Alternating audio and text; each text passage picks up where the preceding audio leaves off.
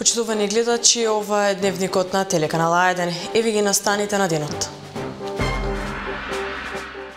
Раноградинарските култури од Струмичко достигнаа екстремно ниски откупни цени. Земјоделците незадоволни. Се полагаа последните екстерни испити од државната матура за јунска сесија. Вкупно 190 средношколци од Радовиш кои полагаа денес, резултатите ќе ги добијат по еден месец.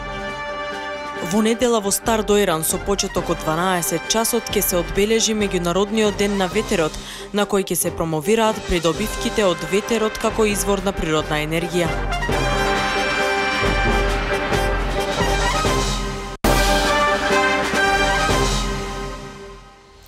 Започнуваме со дневникот. Мојата главна порака денеска е: јас сум тука да барам поддршка и помалку ми е важно кој ќе биде победник, кој ќе биде повешт во аргументите. Пораката ми е: ја барам поддршката на грчката влада и на грчката јавност. Нас во овој момент ни треба еден поттик исправено да зачекориме по патот по кој сакаме да одиме, изјави македонскиот министер за надворешни работи Никола Димитров по денешната средба во Атина со неговиот грчки колега Никос Кодзијас. Немаме скриени агенди и сакаме да бидеме пријател со вашата земја, истакна Димитров. Тој му се заблагодари на шефот на грчката дипломатија за поканата и што толку срдечно го пречекал. Шефот на грчката дипломатија пак Никос Кодзијас, грчкиот рече дека Грција е отворена да ги поддржи напорите на Македонија за влез во меѓународните организации, но оти мора да се реши прашањето за името. А премиерот Зоран Заев има позитивни очекувања од денешната средба на министрите за надворешни работи на Македонија и на Грција, на која, како што истакна, се очекува посебно внимание да се посвети на зголемување на мерките за доверба помеѓу двете држави. Денеска се очекува посебно внимание да се посвети на зголемување на мерките за доверба помеѓу двете земји, да се интензивира и да се надеваме дека граѓаните ќе почувствуваат и поконкретни резултати, ова што е добро за двете земји. Верувам дека сето на кое што е од интерес на двете земји по делот на надворешните работи ќе биде отворено како тема за разговор. Навистина само очекувам позитивни перспективи од ваквите состаноци. А пак ВМРО ДПМН е по ова прашање со свој став. СДСМ не смее да си поигрува со највисоките национални и државни интереси и да се однесува несериозно по прашања како што е проблемот кој Грција го има со нашето име и има обврска да се бори и да го брани македонскиот идентитет, бидејќи сега ја води владата и Министерството за надворешни работи, наведува ВМРО ДПМН во пишано соопштение. Една конфузна и незрела изјава на новиот министер за надворешни работи Никола Димитров покрена лавина реакции во меѓународните медиуми кои сериозно ги подриваат тешко градените позиции во спорот со Грција. Guardian, Tageszeitung се само дел од влијателните светски медиуми кои пишуваат дека Македонија е подготвена и размислува за промена на името. Истите позиции ги пренесуваат и други весници, а сето тоа се злоупотреба од страна на нашите соседи. Бугарскиот историчар Божидар Димитров срамно лицитира со имиња од типот Југозападна Бугарија, а СДС упорно молчи наместо да го штити угледот и честа на македонскиот народ и држава. Се вели во соопштението. Се додава дека одбраната на македонските интереси не смее да се сведе на намалување на очекувањата.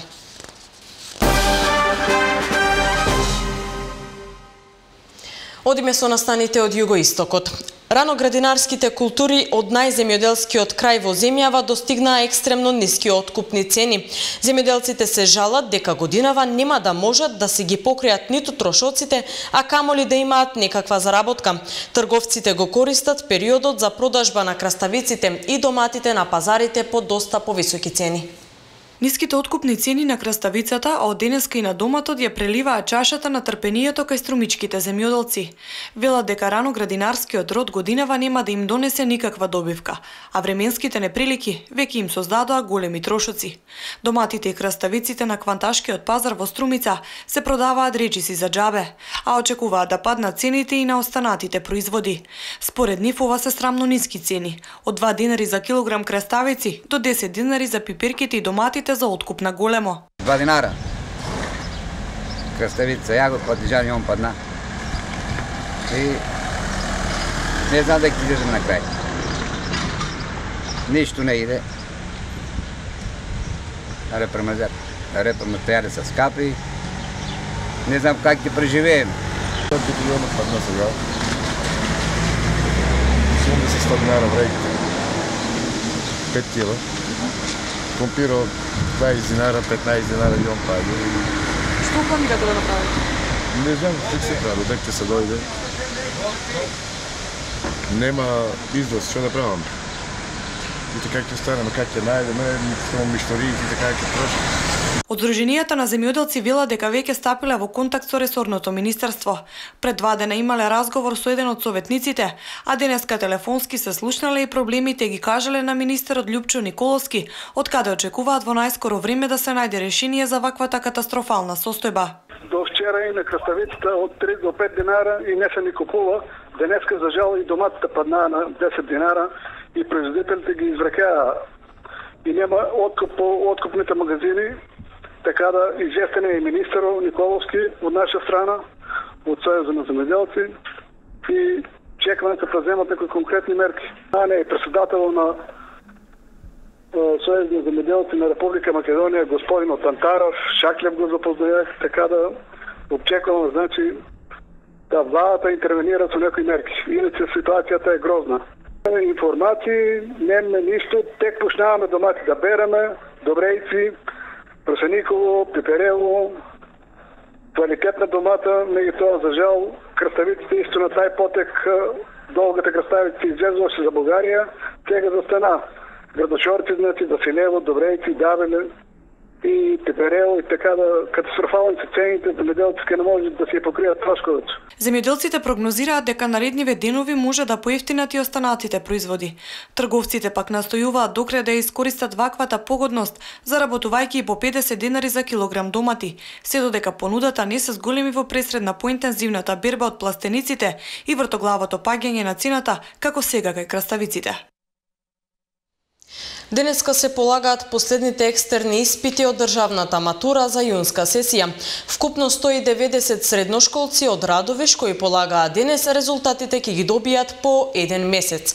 Според Државниот испитен центар, годинава половина од пријавените кандидати се со гимназиско образование. Завршува полагањето на екстерните испити од државната матура од јунската сесија. Радовишките матуранти кои полагаат денес, резултатите ќе ги добијат по месец дена.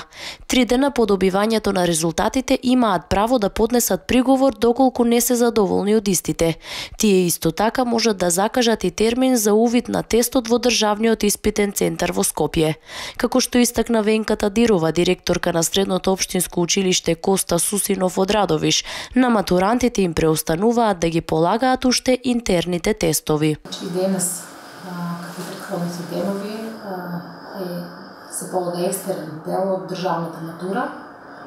Денес е 4ти ден, според распоредот кој што го дава Државниот испитен центар и се полага државна матура. Со тоа што со денес завршува полагањето на екстерните испити од државната матура. Остануваат уште интерните предмети кои што учениците ги имат изберено согласно распоредот кој што е објавен на гласник во училиштето. За еден приговор се плаќа 1000 денари, вели Тадирова. Денес полагаа 190 матуранти, од кои годинава само мал дел од нив полагаат училишна матура. Таа вели дека термините за полагање се тие. Оние кои ќе бидат одсутни ќе полагаат во следниот рок во август. Учениците кои што од оправдани или неоправдани причини биле одсутни, значи полагањето на матура не прави разлика оправдано и неоправдано одсуство од полагање. Не може да се дадат други термини за полагање. Само учениците може да вршат полагање во августовскиот испитен рок, со тоа што задолжително мора повторно да пријават матура, дали е државна, дали е училишна или завршен испит. Ако не се јават наредната година, мора да пријават до декември и да полагаат во термините кои што се утврдени за матура, односно во јуни и во август. Според податоците на Државен испитен центар, половина од вкупниот број на пријавени кандидати годинава се со гимназиско образование. Од вкупно 16.426 пријавени кандидати со гимназиско образование се 8.274, со средно стручно образование 7.881 и со средно уметничко образование 271 кандидат.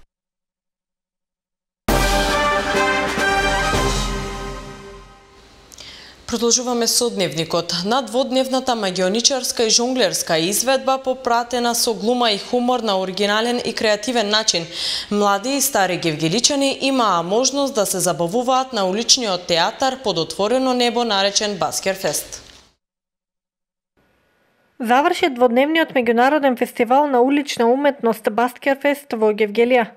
50 учесници од повеќе земји во светот на гевгеличани им понудија релаксирачки одмори и луда забава со квалитетна и разновидна музика, проследена со настап на акробати и баскер изведувачи на две локации на шеталиштето во Гевгелија. Меѓу поатрактивните учесници кои се представија пред граѓаните се артистите Барбароса, Винил Брнс, Јаника Белиза, Хорке Енрикес и уште многу други кои привлекоа внимание со своите настапи. По пети пат јубилеен доаѓаме во Гевгелија, од тука почнува, па продолжуваме Скопје и другите градови низ републиката. Значи оваа година имаме артисти од Германија, од Италија, од Венецуела и од други држави. Има жонглери, акробати, магионичари, театарско шоу улично, голтачи на огин. Сета магија, музика, интеракција и смејата која ја прават изведувачите на спектакуларен начин го оживува цел град. Посетителите во голем број секогаш остануваат во неизвестност од многобројните вештини на изведувачите. И оваа година организацијата е потпомогната од општина Гевгелија на чело со градоначалникот Франгов. А за прв пат во Македонија во недела во Стар Доиран со почеток од 12 часот ќе се одбележи меѓународниот ден на ветерот, на кој ќе се промовираат придобивките од ветерот како извор на природна енергија. Меѓународниот ден на ветерот оваа година ќе се одбележи токму во Доиран, како едно од попознатите ветровити локации во земјава. На тема Ден на ветерот, моќта на енергијата од ветерот, Сдруженијето за социоекономски развој и животна средина Зорбекс од Скопје в недела на плоштадот под Јаворите ќе одржи дневен настан од 12 до 15 часот, на кој ќе се промовираат придобивките од ветерот. Организаторите велат дека се предвидени повеќе содржини кои ќе бидат пропратени со музика, како запознавање на децата од најмали нозе за можностите на ветрот и зачувување на чиста и здрава животна средина, презентација на основни техники на едрење на даска и на опрема, како и на нов тренд на активности на даска. Светски ден на ветрот е на 15 јуни и се одбележува во 75 земји. Одбравме викенд, нели малку го поместивме датумот заради викенд, така да е на 18 главниот настан, на кој што предходеа други нели настани поврзани со работење со деца, едукација на дечиња и наставници за нели можностите на ветрот како еден од енергентите нели поврзани со обновливи, користење на обновливи извори на енергија. Секоја година на 15 јуни повеќе од 75 земји го прославуваат Светскиот ден на ветерот. Тоа е ден за промоција на ветерот, за можностите кои ги има за преструктурирање на енергетските системи, намалување на загадувањето предизвикано од различните економии, зголемување на работни места и економски раст. Овој ден е значен за повеќе сфери, почнувајќи од производството на енергија, па си до можностите за спортски активности. Од пред 10 години во одбележувањето на овој ден се вклучени организациите Европска асоциација на ветерна енергија и Светски совет за ветерна енергија.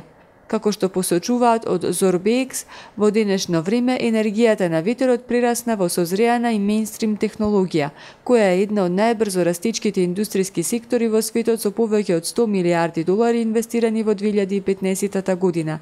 Енергијата на ветерот веќе исполнува 11% од побарувачката моќ на Европската унија, со високо ниво на пенетрација во неколку земји: Данска до 42%, Шпанија до 20%, Германија 13%, а Велика Британија 11%. Информирање на сметководителите и книговодствените бироа низ земјава за насоките и примената на актот за минимален надоместок, кој со последно однесениот закон ќе мора да се применува. Примената на актот гарантира квалитет и гаранција и за сметководителите, но и за комитетот кој користи сметководствени услуги. По Прилеп и Охрид, вакви информативни средби Комората на сметководители при Стопанска комора на Македонија ќе одржат и во другите поголеми населени места. Прилог од нашите соработници од телевизија Мега од Битола. Комората на сметководители при Сојузот на стопански комори по донесувањето на законот за книговодители во 2012 година издействуваа од 1 јули годинава акт за минимален надомест за услуги. Имено денеска од Прилеп ја почнаа серијата на информативни средби со локалните сметководители книговодствени бироа за насоките на примена на актот на минимален надоместок кој ќе гарантира квалитетни услуги. Не е во функција да се зголемат трошоци или да се зголемат приходи на друга страна, него минималниот надомест на трошоци за книговодствени услуги е само да се постигне одлична, прецизна, јасна регулатива во нашата област и пред се да се утврди што се нашите предмет, задачи и цел на работа, а што е предмет, цел и задача на комитетот со кој што соработуваме. Имено, особено водено сметка за задржување на квалитетот и гарантирање за квалитетот, како гаранција за квалитет би било континуираните обуки, тоа што се очекуваат секој книговодител да мора да ги има во 120 часа во рок од 3 години. И нормално задолжителна полиса за штетен настан и настаната штета ако нешто настане од несовесно, неодговорно работење на книговодителот. Главната расправа денеска се водеше околу квалитетот и гаранцијата на услугите. После првиот чекор во ведувањето на регистар за сметководители и овластени сметководители, сметководствените бироа да се лиценцираат, па потоа имплементација на актот. Целта на донесувањето на актот за најниските цени, минималните цени е да се направат единствени цени во Република Македонија. Со тоа да се подобри квалитетот на сметководителите, на сметководствените бира, со тоа би добиле и сите клиенти наши една поквалитетна услуга и не само клиентите наши, туку и управа за приходи која што врши редовна контрола на работењето на правните субјекти во Македонија, да знаат дека имат работа со сметководители кои ќе бидат едуцирани, задолжително по новиот закон 40 часа едукација ние мора да имаме и контролите бидат по-редовни, мислам по-чисти, квалитетот на сметководителите да се подобре. Важноста на овие средби доаѓа од неминовната потреба од имплементација на актот за минимален надоместок. Секој комитет поединечно се толкави. Испод тој износ не може да се очекува да се работи. Зошто? Затоа што таа фирма ќе пропадне. Веднашка е нерентабилна. Значи таа самата по себе ќе се исклучи на пазарот. Не може да обстане. Тоа е едноставно кажано. Денеска беа во Охрид и Прилеп, на 16 јуни доаѓаат во Битола и Кичево и ги покануваат сите покрај сметководителите да дојдат и стопанствениците, управителите и другите лица заинтересирани или засегнати од сметководствените услуги.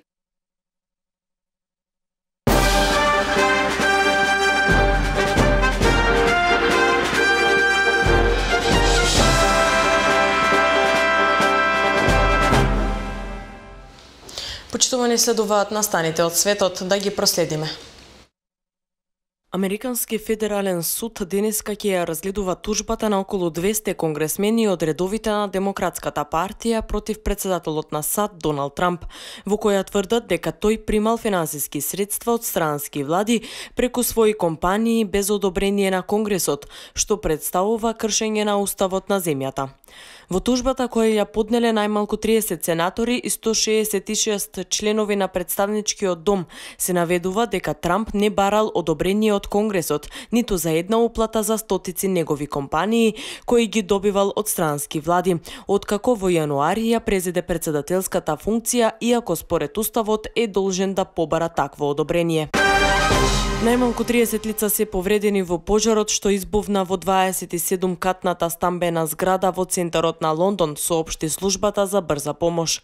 Повредените се сместени во 5 болници. Можеме да потврдиме дека 30 лица се префрлени во 5 лондонски болници, изјави представникот на брзата помош Стюарт Криктон. Повеќе од 200 пожарникари и натаму го гаснат пожарот во зградата Гренвел Тауер. Спасувачките екипи продолжуваат да ги извлекуваат станарите од зградата со 120 станови. Пожарот избувнал околу 1 час од пополноќ и засега не се знае причината. Секоја година најмалку 1,4 милиони европејци умираат заради болести предизвикани од загадување на животната средина, што е 15% од вкупниот број умрени на годишно ниво во Европа, се наведува во извештајот што денеска го објави Светската здравствена организација. Околу половина од овие смртни случаи се предизвикани од надворешно загадување на воздухот, како и со загадување на воздухот во затворен простор. Регионалната канцеларија за Европа на Светската здравствена организација, Економската комисија на Обединетите нации и Програмата за животна средина на Обединетите нации ги повика европските лидери да се ангажираат во превенција на смртните случаи предизвикани од загадување на животната средина.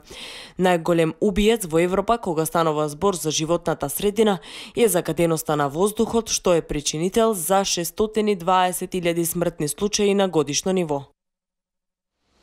И уште една информација за овој дневник. Времето во Македонија ќе биде сончево и топло, доцна попладне и во вечерните часови на повеќе места.